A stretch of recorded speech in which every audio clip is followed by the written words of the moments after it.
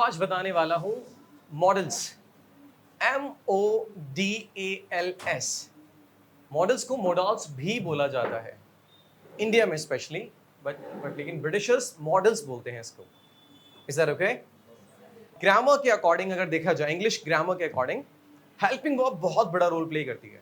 Helping verb जिनको भी आप is am are, was were, has have had, will shall, can, could, may, might, must, ought to के तौर पे अब तक देखते आ रहे थे ना आप लोग। ये सारे वही यूजेज हैं जो आप टेंसेज में, मॉडल्स में और पैसिव वॉइस में सीखते हैं। ये सारी हेल्पिंग वर्ब्स के यूजेज को ही सीखने के लिए आप टेंसेज, मॉडल्स और यहाँ पर आपने ज्वाइन किया हुआ है कि हम इन सबके यूजेस सीखना चाहते हैं ताकि हम करेक्टली बोल सकें इंग्लिश को। सोच के देखो, अगर आप जब बोलते हो I was in market yesterday, तो आपका कहने का क्या मतलब होता है? पास्ट के बारे में बताना। I will meet you tomorrow, अगर कोई सुनता है इस बात को तो विल से उसके दिमाग में फ्यूचर में जाता है ना कि बंदा फ्यूचर की बात कर रहा है। जैसे अगर मैं कहूँ माला मैम से कि Mala ma'am I will see you tomorrow, तो मैं कहूंगा कि मैं कल आपसे मिलूंगा। सर विल सुनने के बाद इनके दिमाग में मैसेज गया कि सर फ्यूचर की बात कर रहे हैं। अगर मैं ब्रदर को कहूं कि आई सॉ यू यस्टरडे, तो सॉ सुनने के बाद आपके दिमाग में मैसेज गया कि पास्ट की बात की जा रही है ना। Hey you should think about it, you should think about it. तो शुड सुनने के बाद आपके दिमाग में मैसेज गया कि कुछ सजेशन ऑफर किया जा रहा है। इसका मतलब जितनी भी हेल्पिंग वर्ब्स हैं उन्हीं के बेसिस पर हम अंदाजा लगाने की कोशिश करते हैं कि सामने वाला कहना क्या चाहता है एक्चुअली में। और ये सिर्फ बात इंडियंस की नहीं है। जब अंग्रेजी भाषा इवॉल्व हो रही होगी, दुनिया की हर एक भाषा इवॉल्व हुई है अलग अलग जगहों पर। मतलब इवॉल्व से मेरा मतलब है कि एक दिन में किसी ने लिखा नहीं है इसको, ये कई सालों के बाद डेवलप हुई है धीरे धीरे, उसमें कुछ चेंजेस आए हैं, अलग अलग भाषाओं से प्रेरित हुई हैं, अलग अलग भाषाओं के शब्द यहाँ पर इंट्रोड्यूस किए हैं। बहुत से संस्कृत से बहुत सारी भाषाएं निकली हैं, ऐसे ही अंग्रेजी भाषा ने भी बहुत सारी और भाषाओं को इन्फ्लुएंस किया है। बहुत सारी भाषाओं के शब्द अंग्रेजी में भी डाले गए हैं समय के साथ साथ, समय की जरूरत को समझते हुए। Is that okay? आज हम इंग्लिश इसलिए सीख रहे हैं क्योंकि ग्लोबल लैंग्वेज बन चुकी है। हर एक चीज में, चाहे टेक्नोलॉजी की बात हो, चाहे किताबों की बात हो, चाहे आर्ट एंड कल्चर की बात हो, और चाहे रिलीजन की बात हो, तो पूरे वर्ल्ड में इंग्लिश भाषा फैल चुकी है। उसको ध्यान में रखते हम सीख रहे हैं। और आप सीखते भी हैं तो ग्रामर के कॉन्सेप्ट्स को फॉलो करते हैं आप, है ना। ग्रामर के कॉन्सेप्ट सीखते हैं आप, सीखते हैं टेंसेस क्या है, तो टेंसेस में आप प्रेजेंट इंडेफिनिट सीखते हैं। प्रेजेंट इंडेफिनिट में ये तो सीखना सीखते हैं आपकी कौन सी हेल्पिंग और यूज होनी है यहाँ पे, क्योंकि आपको सब्जेक्ट के बारे में बहुत आसानी से पता होता है, ऑब्जेक्ट के बारे में पता होता है। आप सीखते क्या है? हेल्पिंग वर्ब और वर्ब का यूजेस, और उसी को टेंसेस, मॉडल्स और पैसिव वॉइस में अलग अलग तरीके से डिफाइन किया हुआ है। आप अगर आप इज एम आर सुने किसी से बात करते वक्त, हे इज ही स्टैंडिंग, तो आप इज के बेसिस पर अंदाजा लगाते हैं। अगर मैं इस ब्रदर से कहूं कि your friend is standing at the door, तो इनको इससे पता लगेगा, इनको ये तो पता लग रहा है कि माई फ्रेंड, इन्हें पता लगा खड़ा है, लेकिन अभी पास्ट में या भविष्य में किसी चीज से नहीं पता लगा, सिर्फ इज के बाद मैसेज लगा he is standing at the door. अगर मैं कहूं कि I want to talk to you, so आपके दिमाग में एक मैसेज गया कि एक डिजायर की बात की जा रही है। Is that okay? जैसे मैं कहूं I met this guy 3 days back, I met this guy 3 days back, met बोला गया है। सो आपको पता है कि वर्ब की सेकंड फॉर्म में जब चेंज आता है इंग्लिश के हिसाब से, तो पास्ट के इंसिडेंट्स की बात करती है। आप समझने की कोशिश करो, ये क्यों एग्जांपल्स दे रहा हूं मैं, ताकि इन एग्जांपल्स के जरिए आप समझ सकें कि ये सारा गेम हेल्पिंग वर्ब को समझने का है ना। इन सभी हेल्पिंग वर्ब्स को सही समय से अगर समझ जाते हैं तो लैंग्वेज को हम आसानी से डेवलप कर सकते हैं, हम नेचुरल तरीके से भाषा को सीख सकते हैं। और यही काम करेगी आपकी मॉडल्स, जो आपको मैं आज कवर करने वाला हूं क्लासेस के दौरान। इन मॉडल्स के जरिए ना आप अपने इमोशंस को डेवलप करना डिलीवर करना सीख पाएंगे आप।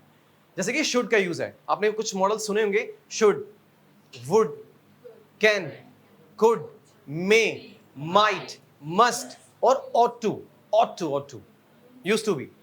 सो in helping verbs, in models के जरिए कुछ इमोशंस इनके साथ जुड़े हुए हैं। कोई बोलेगा शुड, जैसे कि करण कहता है कि sir you should think about it, या you should get up early in the morning. So मेरे दिमाग में शुड गया, यू गया बिकॉज वो मेरे से बात कर रहे हैं।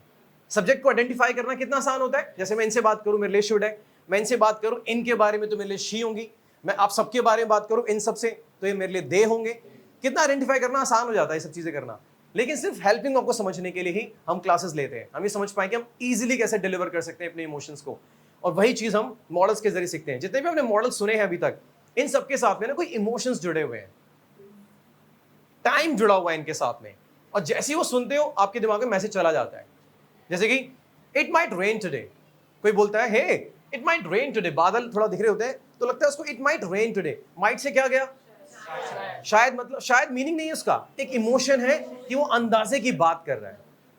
ध्यान रखना, इन हेल्पिंग वर्ब्स की कोई मीनिंग्स नहीं है, हम निकाल लेते हैं अपनी सुविधा के लिए, इंडियंस स्पेशली अपनी सुविधा के लिए हम इसका मीनिंग निकाल रहे हैं, बट इनका मीनिंग नहीं है। कोई कहेगा कैन का मतलब सकता है, चाहिए का मतलब शुड का मतलब चाहिए होता है, माइट का मतलब चुका होगा, चुके होगा, ऐसा कोई मीनिंग इनका नहीं है।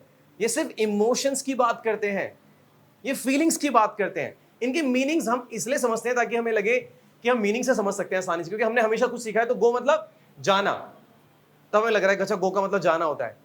वो गो का मतलब जाना नहीं है, गो का हिंदी में जाना होता है, और गो का मतलब मूव होना होता है, मूव फॉरवर्ड मतलब गो होता है।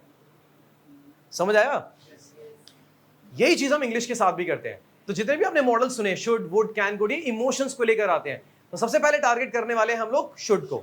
Is that okay? शुड एक ऐसे इमोशन को डिलीवर करने के लिए आता है जब आप लोगों को सुझाव देना चाहते हैं। जैसे कि मैं बोलूं कि आपको बरी इंग्लिश एकेडमी ज्वाइन करना चाहिए, आपको शायद कभी सजेशन दिया होगा तभी आप यहाँ क्लासेस में आए हो, किसी ने बोला होगा तुम बरी जाके ज्वाइन करो, या तो ये बोला होगा या बरी ज्वाइन करना चाहिए। दोनों का मीनिंग सेम ही है, वो सुझाव देना चाह रहा है। गुस्से में बोलता तो शुड नहीं आएगा, तू जाके बरी ज्वाइन कर, वो सुझाव कैसे होगा? सुझाव तो हम्बल तरीके से दिया जाता है ना, प्रेम से दिया जाता है किसी को सुझाव, जब उसको लगता है कुछ करना ठीक है, वो सामने वाले को बोलता है करने के लिए। जैसे मैं आपको बोलूं आप रेगुलरली आया करो क्लास में, क्या इसमें चाहिए आया? सेंटेंस के एंड में चाहिए आया, लेकिन क्या शुड नहीं हो सकता है यूज? बिल्कुल हो सकता है। इसका मतलब समझे, सेंटेंस के एंड में नहीं सोचना है कि क्या आना है, उसके इमोशन को पकड़ो, क्योंकि हर एक सब्जेक्ट एक कमांड डिलीवर कर रहा है। वो क्या इमोशन लेकर आ रहा है? सजेशंस की बात कर रहा है। जब उसको लगता है कि सुझाव देना हो तो शुड यूज करो, ठीक है? जैसे मैं आपको कुछ सजेशन देता हूं, जैसे कि आपको क्लास में टाइम पर आना चाहिए, एक सजेशन है ये। So you should come in class on time, you should come in class. और हेल्पिंग वर्ब्स यूज क्यों होते हैं? सब्जेक्ट के ठीक बाद नेगेटिव, हेल्पिंग वर्ब के बाद नॉट, और इंटरोगेटिव में क्या होता है? सब्जेक्ट से पहले हेल्पिंग वर्ब को लगा दिया जाता है। यही होता है ना हमेशा, टेंसेस में भी यही है, मॉडल्स में भी यही है, पैसिव वॉइस में भी आपको यही कंडीशन मिलेगी, सेम रहेगा सेंटेंस स्ट्रक्चर।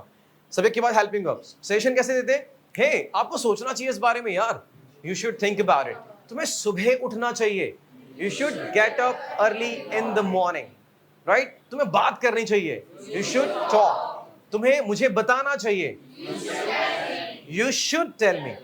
एक बात देखिए आपने कि हम यू बोले, चाहे ही बोले, चाहे शी बोले, चाहे दे बोले, चाहे वी बोले, टेंसेस में ऐसा होता है कि सिंगुलर और प्लूरल नहीं देखा जाता है, सॉरी, लेकिन मॉडल्स में सिंगुलर प्लूरल का कोई कॉन्सेप्ट नहीं होता है। सब्जेक्ट चाहे सिंगुलर हो, चाहे प्लूरल हो, चाहे चीजों के बारे में बात हो रही हो, आप आसानी से उस मॉडल का यूज कर सकते हैं किसी के साथ भी। Is that okay? कुछ एग्जांपल्स लेते हैं, सिर्फ इंग्लिश के, हिंदी के नहीं लेंगे हम सीधा, ठीक है? स्पीक के लिए किसी को सजेशन दो, हाथ खड़ा करो एक बार। स्पीक के लिए कोई सजेशन दो किसी को, जैसे कि you should speak in English language, बोल सकते हैं ना सजेशन ये, you should speak in English language. Abuse को लेके एग्जांपल दो किसी को, abuse, absolutely right, you should not abuse. आपने गौर किया, हिंदी में सोचने की जरूरत भी नहीं पड़ रही है, हमें सिर्फ वर्ब पर फोकस करना पड़ रहा है और सीधा हेल्पिंग वर्ब लगा रहे हैं, सेंटेंस का मीनिंग क्लियर हो रहा है। हिंदी से इंग्लिश सोचेंगे तो सेंटेंस को लेके जाएंगे पहले चाहिए पे, उसके बाद उसको ट्रांसलेट करेंगे शुड पर, और इस तरह से ब्रेन हमारा कभी ट्रेंड है ही नहीं। नेचुरली अगर आप समझोगे ना भाषा को, तो भाषा में कभी भी हमारा ब्रेन किसी भाषा की मदद से किसी और भाषा के लिए ट्रेंड है ही नहीं। हमने हमेशा भाषा को ना सुनकर और बोलकर ही सीखा है। बचपन में जब बच्चा 1 साल का होता है तो वो सुन रहा होता है अपने परिवार में जो भी भाषा यूज हो रही होती है। बंगाली बच्चा हो, हरियाणा में भेज दो, 1 साल की उम्र में ही वो हरियाणवी भी बोलेगा, बंगाली नहीं बोलेगा वो। अग्री और नॉट? और 2 साल के बच्चे को कनाडा भेज दो, भले बिहार में पैदा हुआ हो बच्चा, जहाँ पे उसकी मैथिली या भोजपुरी भाषा हो सकती थी, भोजपुरी मतलब उपभाषा हो सकती थी, लेकिन तब भी वो कैनेडियन भाषा को ही अडॉप्ट करेगा, वो इंग्लिश ही बोलेगा वहां पर जाकर, क्योंकि जो वो सुनेगा वो अडॉप्ट करेगा। Is that okay? Same it goes with you कि अगर आप हिंदी से सोचने की कोशिश करोगे तो अपने ब्रेन के मैकेनिज्म को तोड़कर बोल रहे हो। पहले सोच हिंदी में, फिर हम ट्रांसलेट करेंगे उसको इंग्लिश में, और तब तक आपके इमोशंस चले जाएंगे और आपका ध्यान सेंटेंस पे आपका फोकस होगा, और सेंटेंस आपका डिलीवर होगा सिर्फ, लेकिन इमोशन डिलीवर नहीं होंगे। और जब इमोशन डिलीवर नहीं होंगे तो आप कहेंगे, लोग कहेंगे कि आपकी कम्युनिकेशन पुअर है यार, इंग्लिश तो ठीक ठाक बोल लेते हो रट रट के या तोड़ तोड़ के, लेकिन आप वो नहीं, चेहरे पे एक्सप्रेशंस नहीं आ पाते। कई बार ऐसा होता होगा कि आपके इमोशंस कुछ हो रहे हैं लेकिन शब्द की गड़बड़ी के कारण आप वो डिलीवरी नहीं कर पाते हो। क्यों? क्योंकि आपका ब्रेन हिंदी में सोच रहा होता है, और हिंदी में इतना ज्यादा आप सोच रहे होते हो कि नेचुरल तरीका भूल गए हो इंग्लिश में, हिंदी में बोलने का, उसकी जगह से इंग्लिश में भी वही दिखाई दे रहा है आपके साथ में। सो लेट्स अंडरस्टैंड कि शुड का यूज हम सजेशंस के लिए यूज करते हैं। सजेशन मतलब जो आपको लगता है कुछ करना ठीक है, आप लोगों को बोले करने के लिए। जैसे कि हम इनसे बात कर रहे हैं, उनको बोल रहे हैं करण के लिए कि करण को बीकॉम ज्वाइन करना चाहिए। क्या बोलेंगे? He should join BCom, he should join BCom. उन्हें यहां पर आना चाहिए, दे शुड कम हियर। अगर हम एक की बात करते तो ही शुड कम हियर, और ज्यादा की बात कर रहे हैं तो दे शुड कम हियर। मैं यहाँ पे वर्ब्स लिखूंगा और आप लोग सेंटेंस बोलोगे खड़े होके। ध्यान रखना, मैं सिर्फ वर्ब्स लिखूंगा यहाँ पे। गेट अप, हाथ खड़ा करो, बोलो। You should get up early in the morning. Absolutely right. एक और बोलोगे एग्जाम्पल कोई और?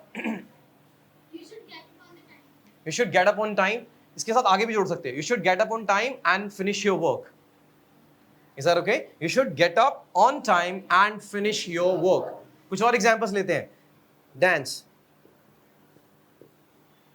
हाथ खड़ा करो, डरो मत, गलत बोलने में कोई प्रॉब्लम नहीं है। Yes, we should dance anywhere. हमें कहीं भी नाचना चाहिए, है ना? या we should learn dancing, we should learn dancing, हमें सीखना चाहिए, राइट? एक सजेशन के तौर पे बोला जा रहा है। और बताओ कोई और?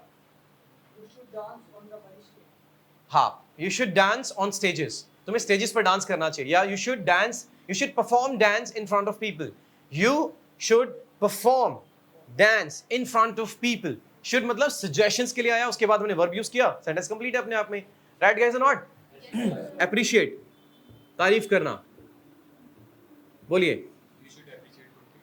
You should appreciate good peoples नहीं होगा, पीपल होगा। पीपल एक खुद प्लूरल फॉर्म है। You should appreciate good people.